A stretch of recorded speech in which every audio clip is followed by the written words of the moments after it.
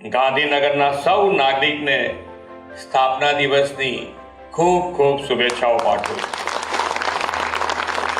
આદરણીય મોદી સાહેબે આ સરકારી નગરીને અસરકારી નગરી બનાવવા ગાંધીનગરને બહુઆયામી વિકાસો કરાવ્યા છે.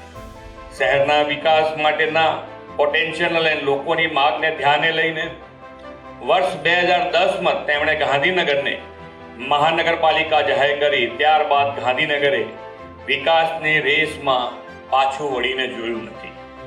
આદરણીય વડાપ્રધાન શ્રી નરેન્દ્રભાઈના પ્રયાસોથી ગાંધીનગરમાં દેશના પહેલા ફિનટેક સિટી ગિફ્ટ સિટીનો વિકાસ થયો અને ગ્લોબલ કંપનીઓ અને નોલેજ હબ બન્યું.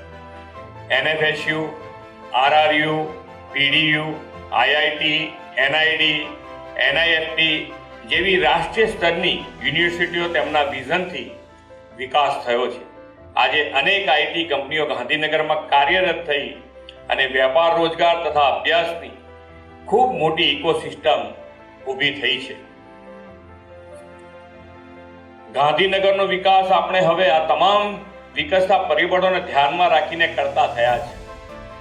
વેલ પ્લાન ક્લીન સિટી તરીકે વિકસી રહ્યું છે.